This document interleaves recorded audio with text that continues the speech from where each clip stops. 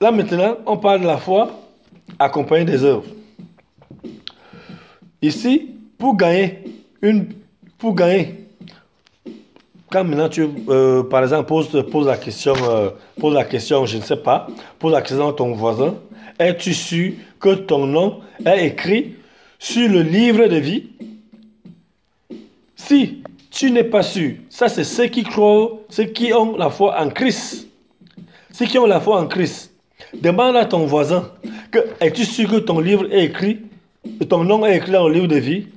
Si tu n'es pas sûr que ton nom est écrit dans le livre de vie, pour gagner, il faut écrire ton nom dans le livre de vie. Demande à ta copine si son nom est écrit dans le livre de vie, ou à ton copain, ou son nom est écrit dans le livre de vie. Maintenant, il faut écrire, si ton nom n'est pas écrit dans le livre de vie, il faut écrire ton nom dans le livre de vie. En faisant comment? Par des actions positives, par la parole déclare. Un bon arbre ne peut pas produire des mauvais fruits, ni un mauvais arbre ne peut pas produire des bons fruits. Alors, si donc tu es un bon arbre, si tu es à la lignée du Christ, par la parole déclare que nous sommes les enfants de Dieu vivant. Nous sommes les enfants de Dieu. Et si nous sommes enfants de Dieu, nous sommes héritiers de Dieu. Et si nous sommes héritiers de Dieu, nous sommes les co-en-Christ. En Christ. Nous sommes les co-en. Ça veut dire que quoi? Ça veut dire que le même héritage que Jésus-Christ a, nous aussi nous avons le même héritage. Alors maintenant, si nous avons ce même héritage, ce qui veut dire qu'on doit produire des fruits dignes. Dignes de notre Père. Dignes du Seigneur. Si, les fruits là, c'est... tu n'as pas besoin de manger ta bouche que non, je crois, je suis l'enfant de Dieu et tu es en train de produire des fruits négatifs. Non, par la parole déclare, de la bonté du cœur. De la bonté du cœur, ça, c'est bonne parole. Et quand ton cœur est rempli de la méchanceté, ça sort que les paroles négatives. Et là maintenant, c'est pas digne de ton père. Si ton père, si tu es vraiment co-héritier en Christ, tu dois maintenant produire les fruits dignes de toi, dignes de ta lignée, tel que tu es l'enfant de Dieu vivant. Et maintenant, quand on voit, mais ça c'est maintenant la lignée, ça c'est maintenant, on parle là de deuxième partie. Deuxième étape. Si tu es sûr que ton nom, c'était juste pour t'amener à éclaircir quoi. Si tu es sûr que ton nom n'est pas écrit, il faut écrire ton nom. Comment écrire ton nom? Par les œuvres. Par les œuvres. Si nous sommes enfants de Dieu, nous avons la foi. Démonstrons par les œuvres. Démonstrons. Si tu es enfant de Dieu, ça veut dire que tu as la foi à la promesse. Tu as la foi. Alors maintenant, tu dois démontrer par les œuvres. Démontre par les œuvres. Montre-moi ta foi. Montre-moi ta foi. Démontre que tu as les œuvres. Démontre par les œuvres. C'est exact. Voilà, ça c'est deuxième étape. Maintenant, la troisième étape maintenant de la foi. La troisième étape de la foi, c'est toi-même. C'est toi-même. C'est toi-même qui va écrire ton nom. C'est toi-même qui va écrire par rapport à tes œuvres. Chaque jour à l'église, chaque fois, tu vas te poser d'abord une question. As-tu déjà fait gagner au Seigneur Jésus-Christ un esprit? Parce que des fois, quand nous les enfants du Seigneur, on prie, on dit Seigneur, souviens-toi de moi. Souviens-toi de moi. As-tu déjà fait quelque chose pour Christ? As-tu déjà fait quelque chose pour le Seigneur Jésus-Christ? Quand tu dis que souviens-toi de moi, il te souvient de toi que tu as déjà fait. Pose-toi la question. Je ne te juge pas, mais pose-toi la question que qu'est-ce que j'ai déjà fait au Seigneur? Son nom même d'abord, tu as honte de son nom. Son nom. Là, les gens invoquent leur Dieu. Toi, arrivé là, tu fais comme si c'était que vraiment, comme c'est un nom, je ne sais pas. Oh, c'est le nom qui a été donné au-dessus de tout autre nom. Le nom du Seigneur Jésus-Christ. Mais toi, tu as honte de ce nom-là. Tu as honte d'invoquer ce nom-là au milieu des gens. Tu as honte d'invoquer ce nom-là au milieu de tes amis. Tu sors même pour aller à l'église. Tu vas où comme ça là? Non, je vais pour arriver quelque part là. Ça dit, tu as honte. Quelle foi alors tu as? Si tu as maintenant, et quand tu te mets à prier, tu as le courage de dire que Seigneur, souviens-toi de moi. Il se souvient de toi. Par rapport à quoi? Ça dit, c'est par rapport à tes œuvres que tu vas demander au Seigneur de se souvenir de toi. Tu as déjà fait gagner au Seigneur un esprit. Faire revenir un enfant de l'Éternel en Christ. Tu n'as pas encore fait ça. Bien aimé, la foi, les efforts pour que tu fasses quelque chose, fais des efforts pour que tu fasses quelque chose pour Dieu.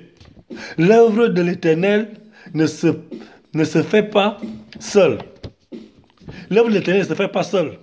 L'homme de Dieu doit toujours être soutenu par les serviteurs. L'homme de Dieu doit toujours être soutenu par les serviteurs. Si tu reconnais que tu n'as pas encore fait quelque chose pour l'Éternel, va à l'église, rends-toi utile là-bas, même pour un service, pour n'importe quel service. Et toi, tu connais que tu es en train de faire ça au nom du Seigneur Jésus-Christ. Tu vas voir. Tu vas te dire que tu ne peux pas perdre ton temps. Non, tu ne perds pas le temps. Quand tu fais quelque chose pour Dieu, Dieu voit ce qu'il cherche. Et Dieu les récompense grandement. Au point où toi-même, quand ces bénédictions-là commencent à tomber de nulle part, tu dis, mais ça, c'est la chance. C'est la bénédiction. Quand Dieu tourne son regard vers toi, on te demande pour toi, ça se voit. Ça se voit à l'œil nu. Même tes amis vont dire, mais toi là, tu fais comment? Pourquoi tes choses sont comme ça? Toi seul, tu connais que non, c'est parce que le Seigneur Jésus-Christ se manifeste dans ta vie.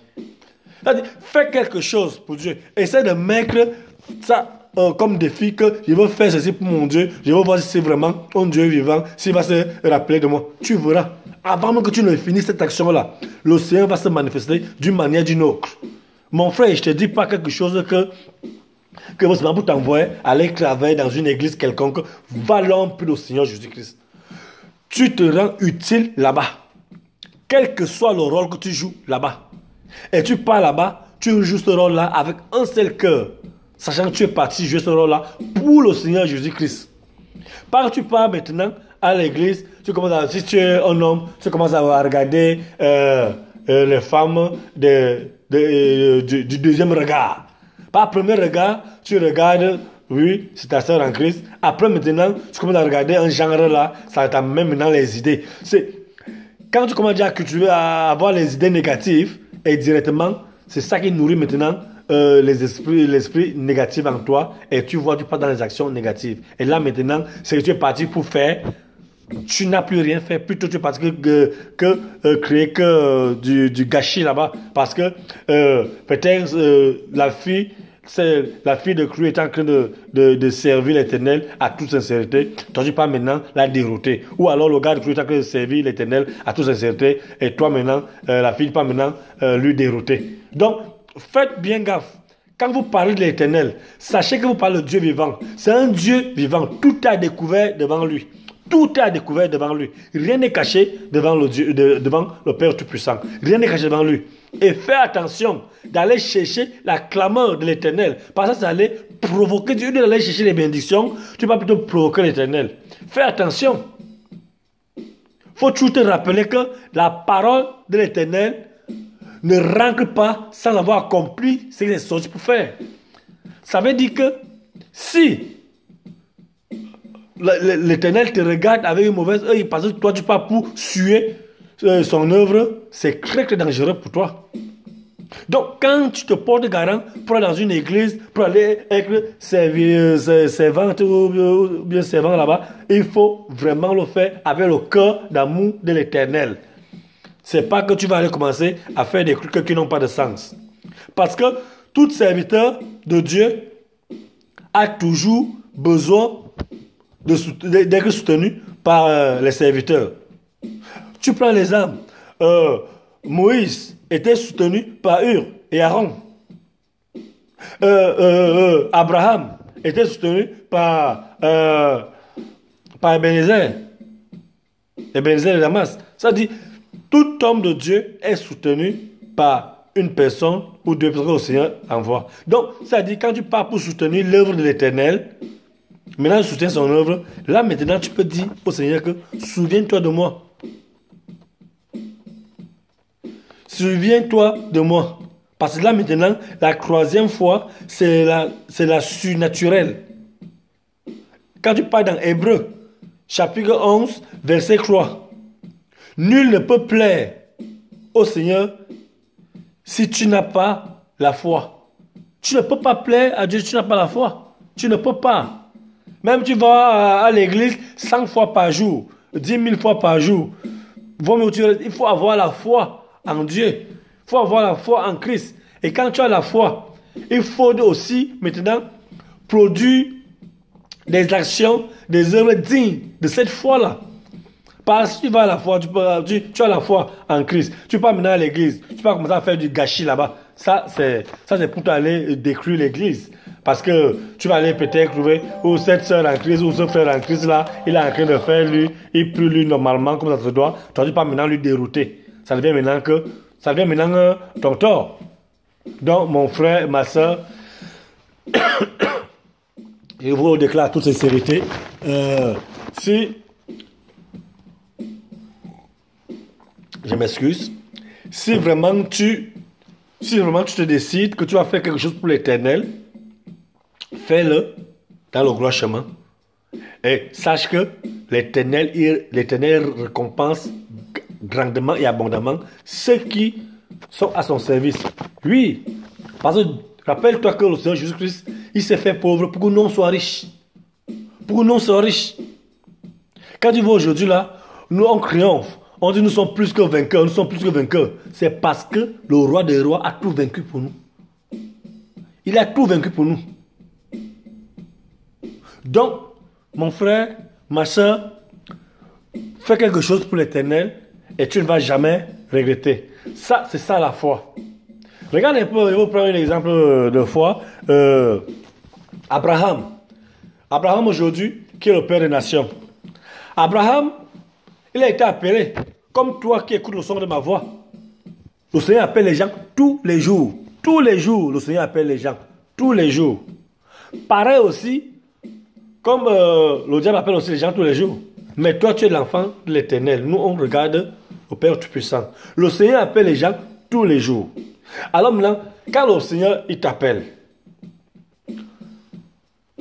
tu sais l'Éternel.